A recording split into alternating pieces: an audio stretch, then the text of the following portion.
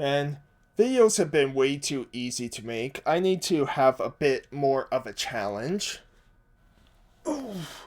And so, I'm going to be doing some sit-ups for the rest of this video. So, yeah, this should be okay. I'm sure people won't get annoyed by me breathing and talking at the same time as I'm doing these sit-ups, but yeah, I need a bit more of a challenge, a bit of a difficulty spike, if you will.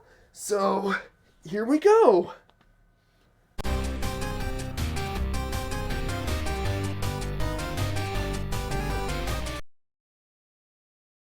Hey everyone, how's it going? Total Level here with another discussion video for you, along with a new intro on profile pic. After about 2 years or so of the same one, I wanted to change things up a bit, as that's the fun part of having ADHD. You don't want to stick with the same things for too long. Anyways, for today's video, I want to talk about difficulty spikes in video games. Now, most games have these difficulty spikes at different parts in these games, or they're hard throughout, like say a Dark Souls game or Cuphead, so those changes in difficulty don't come as much of a surprise. Some games though do throw quite the curveball at you, as wanted to talk about this since I recently played and beat Destroy All Humans 2, the remake.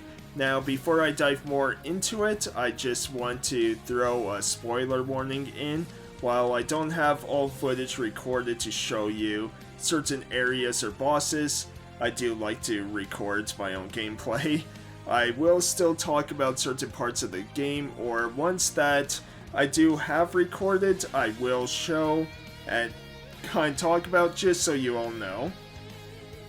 Now, with Destroy All Humans 2, I played on the easiest difficulty, Recruit mode, as I just wanted to get through the game before it was removed from the PlayStation Plus service, and once you get to the end of the third area, it gets very difficult. The bosses are ridiculously hard, and by the end, the game forces you to do side missions in order to upgrade most of your weapons to maximum, because the final boss takes a lot of hits and likes to regenerate his health throughout, so yeah, quite the pain. It's just too bad because the game is fun but brought down by this difficulty curve, and so I want to look at this subject and talk about a few games that do the same in certain areas. I won't talk about all because, you know, obviously I can't remember every single one, along with don't want to make this video like a 2-3 hour discussion or anything, but thought this would be a good subject to talk about because with these difficulty spikes in games, I feel they often ruin or at least lessen my enjoyment of a game. We'll start with JRPGs, as with JRPGs there's an expectation of a difficulty curve in some sense. Final bosses usually have multiple forms and fights within them. Getting near the end of a game usually means a pretty tedious or confusing dungeon to get through, along with more traps and status ailments as you progress through. Final Fantasy games have had their fair share. Final Fantasy XIII, I found, starts to get pretty difficult late in the game, and you know, of course, Final Fantasy VIII, if you level up too much with its level scaling, it becomes very hard to beat. But one that sticks out to me was my favorite in the series, Final Fantasy X. Now, I love this game, and it's a great one to start with if you're new to JRPGs. However, there are two spots where you see the difficulty jump. First is the third Seymour fight. I remember having quite a bit of trouble with this one as a kid, as there's few status ailments, along with how he can wipe everyone out very quickly, especially near the end of the fight where he does an attack that does wipe out your whole party if you don't take him out right. And then the big one for sure comes with the Unalesca fight. Not only do you have to watch a long cutscene that you can't skip through if you fail this fight, but Unalesca has 3 different forms. not just that, but she has many status ailments on you, which is quite unfair and one you won't be prepared for if this is your first time playing the game. Every time you attack her, she will either blind you or cast silence, depending on if you do a physical or magical attack. She'll cast zombie and then regen on you, so that healing does hurt you, along with curse. And when she enters the third form, you better have someone in your party with zombie mode on them, because she casts Megadeath on your whole party. This fight doesn't prepare you well at all, I find, as it's a pretty easy game to get through up until this fight. Once you get through though, it's pretty easy from there, especially since after you fight Sin to open his mouth, you can go back and do other side quests, get celestial weapons, whatever, to make the rest of the game as easy as you want, or kind of skip that to still make it a bit challenging for the final fights. But you know, it's up to you how you want to do that, just you have to get through the Unalesca fight first. And then there's the Final Fantasy VII Remake games. The original has spots that increase the difficulty, but went with these because I find the remake games have a few areas that are kind of tough to get through. First, in Remake, there's the Hell House fight.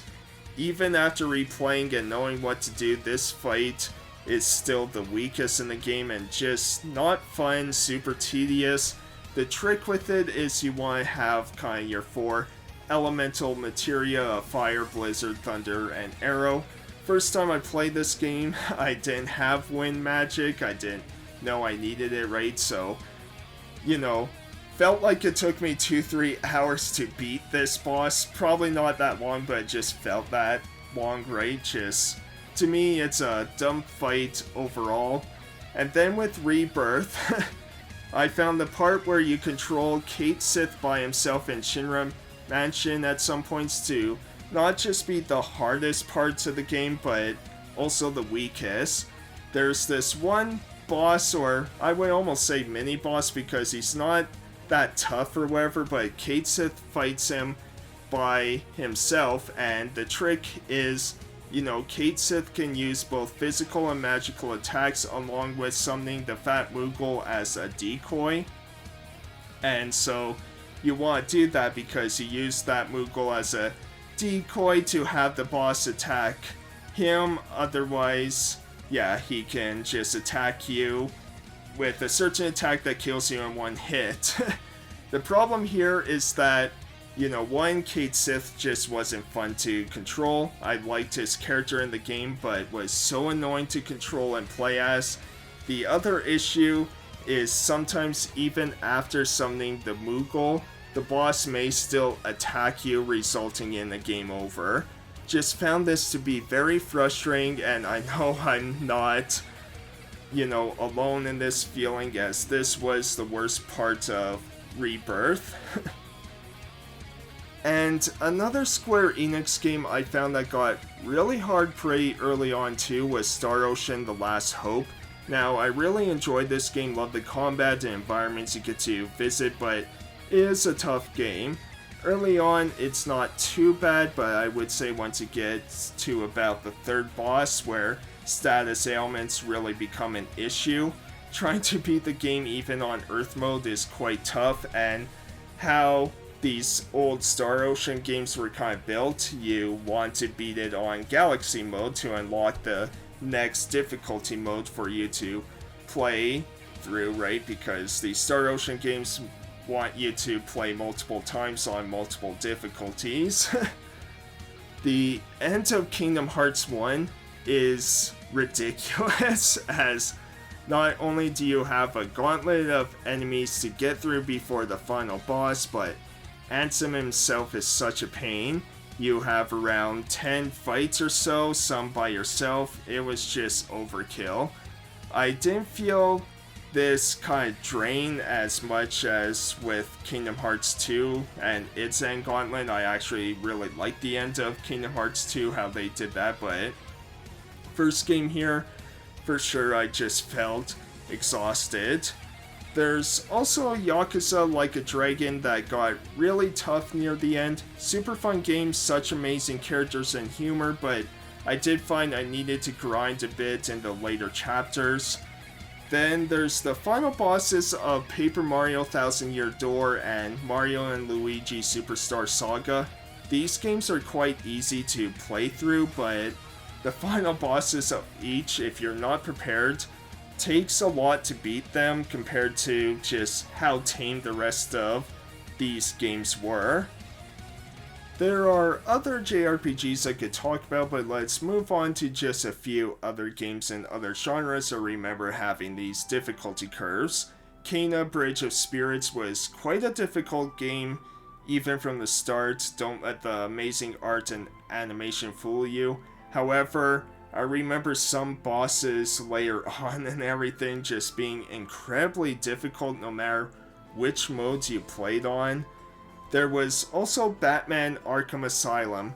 Now, I originally beat this game many years ago on PlayStation 3, but don't have that save anymore, any footage, right? So I'm showing the beginning of the remastered version on PlayStation 4.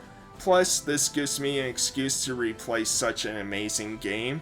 However, most will know that the final boss of this game was so frustrating. Of course it's Joker, but now it's Titan form Joker or whatever. It was just such a dumb fight where you fight wave after wave of his subordinates and just didn't really make sense. It's too bad this is the final part of the game, as it's one of those examples of developers where it just feels like they purposely make a game hard at the end instead of fun, right? Because, oh, this is the end, we gotta make it kind of difficult, and it's like, the final bosses don't have to be the hardest parts of the game, right? It just takes away from the fun, because the rest of this game is awesome. It's like a masterpiece, right? And it's just too bad that this was the final boss in this game. Another one that did this type of difficulty spike and changed what made the game great throughout was The Last of Us Part 1. Again, I don't have my save or footage for the area I want to talk about, but it's near the end of the game where Ellie is by herself in the winter trying to scavenge some materials and all that, trying to help Joel, and runs into James and David. With that part, you are just with David, I think, in kind of small shed-like areas where wave after wave of infected attack you and David. I just found this part to be so annoying, as the whole game of The Last of Us was looking at each situation and deciding for yourself the path you want to take to survive. Most of the time you want to be quiet to save your resources and not alert enemies like clickers. Instead, that part turned into Gears of War Horde mode, and man, I hated it. Like with Batman, the rest of the game is a masterpiece, but that part, which was one of the most intense story parts of the whole game, if not the most intense, it just didn't feel like that segment was part of the same game, right? And finally, we have Halo, where there's a few parts with Halo that were tough, but for me, the worst was Halo 3's Cortana mission. This was the second to last mission of the game, and man, it was frustrating. You go to the Flood base in order to retrieve Cortana, and you are attacked by endless supplies of Flood enemies. Not only that, but it's so easy to get lost, as every nook and cranny looks exactly the same. The best way to play this level is run and gun it. Just keep running, jumping, and shooting enemies along the way to keep progressing. It may be my least favorite level out of any Halo game of all time. And I'll just stop there for now, but let me know what you think about difficulty spikes. Do you like them or not? What games did you find up the difficulty tremendously? Let me know in the comments below. For me, I find that if a game gradually ups the difficulty in a way that makes sense where I know how to adapt, then I'm good with that. After all, once you play a game for a while, get new upgrades or tools to use, then a game should get more difficult over time as it's getting more and more complicated. However, I can't stand when games get much tougher just for the sake of it or because you're near the end of the game. It drives me nuts when this happens since you want to beat a game and you're so close but you just can't anymore, especially if a game has no difficulty option or you're playing on the lowest setting. Like I said, I get it for already tough games like a Dark Souls game, but for others, I shouldn't have to feel like I'm decent enough at a game to get through 99% of it, but fail miserably at the last 1%. Anyways, thanks so much for watching, I really appreciate it, and I'll see you next time. Alright, take care everyone, have a great rest of your day. Hey everyone, thank you so much for watching, I really appreciate it and I hope you enjoyed the video. If you did, be sure to like, leave a comment, and subscribe to see more. Hit the notification bell to be notified of any upcoming videos. Also, follow me on Twitter at TotalLevelYT, along with Twitch, also at TotalLevelYT. Or maybe you only stayed for any skits I put in my video. In that case, please stay anyways. I'm so lonely. Alright, take care and have a great rest of your day, everyone.